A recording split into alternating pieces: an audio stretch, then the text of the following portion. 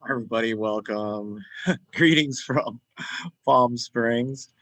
It is Friday, November 6th, a few days after election, and they're still counting the vote. Actually, I'm here for a couple of reasons. I'm here, as many of you know, I have started a film project to do a documentary on Seattle's LGBTQ history.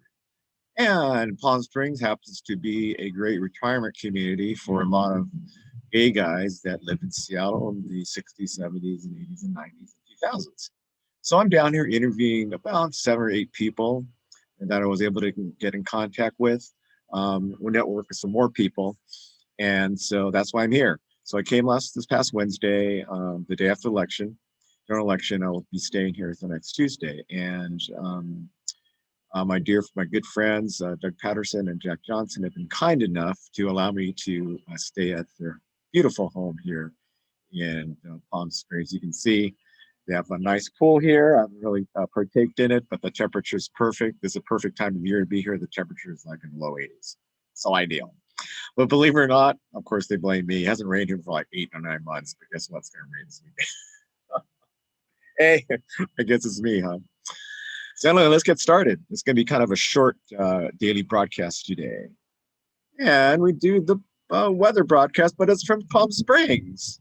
So, see, look, it's 89 today. It's going to rain tomorrow and Sunday. I said, oh, shoot. And then it's going to get back to nice weather on Monday. Kind of a little chilly, 67, and Tuesday, 69, but I'm flying back to Seattle around noon on Tuesday. But that's why it's a great time of year to be in Palm Springs, not like in the summer when it's 150.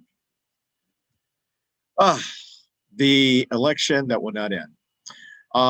We feel very good right now. Joe Biden, actually, I just got some updated numbers from CNN. His popular vote, he's leading by about 74 million votes to Donald Trump's 69 million. So he's his popular vote advantage is about 4 million votes.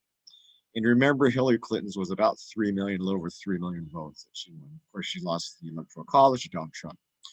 Right now, Biden is looking at 253. He needs 17 more electoral college votes. And the two most prominent states that they haven't called yet are Arizona, which has 11 electoral college votes, and Nevada, which has 6, which equals 17. So right now, Biden is winning, uh, barely winning, but still winning in Arizona. So as you can see, he has 32,015. So he has about 47,000 more votes than Donald Trump does. In Nevada, it's a little closer. It is about 12,000 votes that separate them, but he's still winning. And today, the remaining votes in the other states like Pennsylvania and Georgia have been mainly from the mail-in ballots that have been mailed in like weeks ago. They just couldn't count them until after they counted all the election day votes. That's just how they have it structured in how they count in those states. But Pennsylvania, Georgia, Trump was winning until about yesterday. And since most of the votes that are being counted now are the mail-in votes, and most of them are coming from the big cities like in Pennsylvania, Philadelphia, and Pittsburgh, they have obviously trended towards Biden.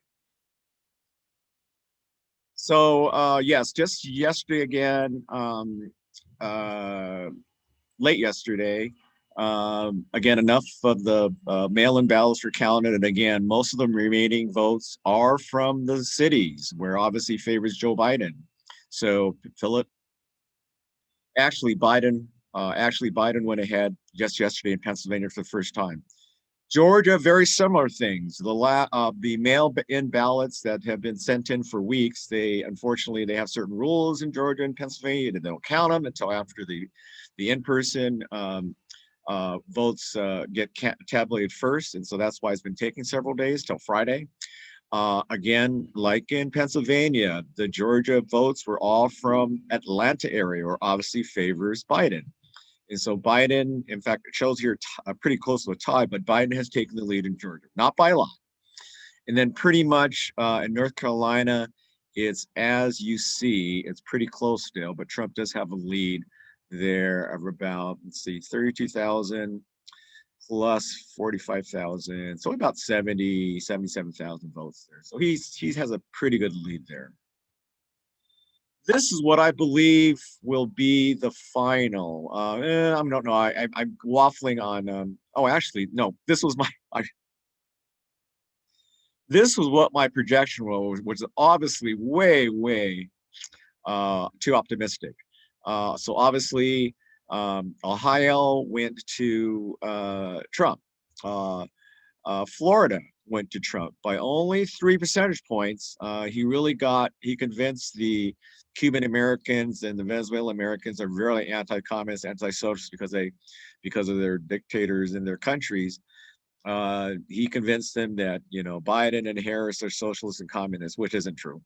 But there was enough there that he won by 3%. And then obviously Texas was pretty close, and we really believe that Biden Harris had a chance, but at the end of the day, Texas went to Trump by about 5 points, I believe. So it was too optimistic. Here is what probably will be the thing here. I'm not sure about North Carolina. So let's say right now, Nevada and Arizona definitely will go to Biden. I think Pennsylvania will go to Biden. I believe Georgia will too. Not sure about North Carolina. So it could be 321 electoral votes. If North Carolina goes to Trump, they don't go down by 6 to 306, and Trump will gain those 15. But this is what I believe will be the final map after all the votes are counted.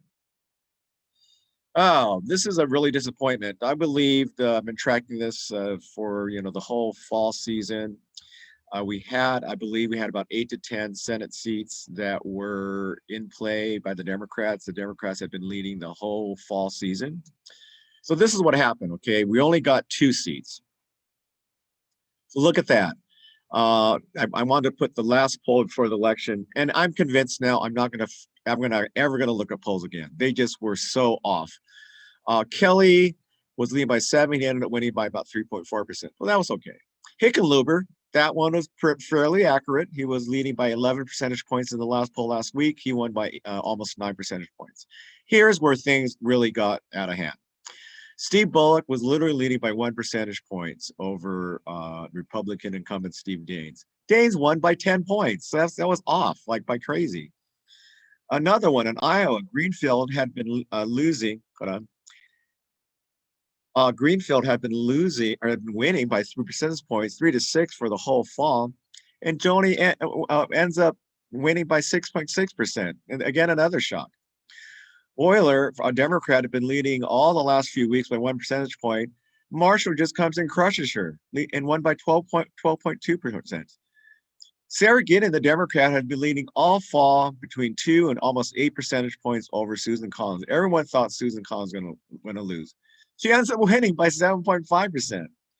Now, this one hasn't been called yet, but Cal Cunningham has been winning in the polls ever since September by 6 to 8 points. The last poll that happened last week, late last week, he's winning by 4 percentage point. Well, Tillis looks like he's going to be winning by a mere 1.8 percentage point.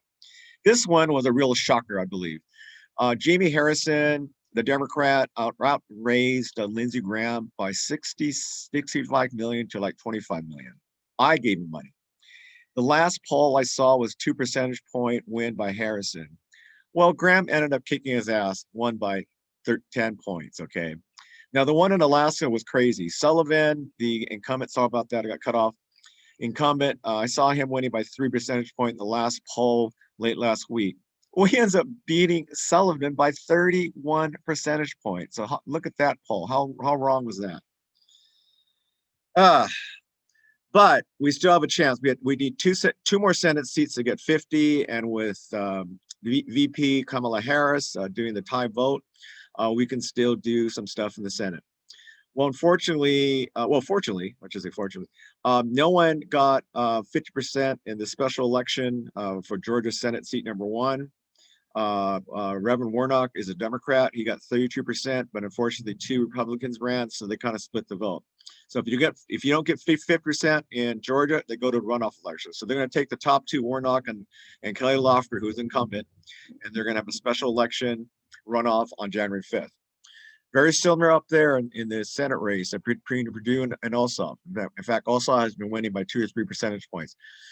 Well, it looks like Purdue's winning, but again, since he's below 50%, there will be a runoff between Purdue and Ossoff on January 5th. So we still have a chance to do well in the Senate, or at least get 50. So I hope you enjoyed this very quick and update about the election, and I'll enjoy my rest of the day here in beautiful Palm Springs. Cheers.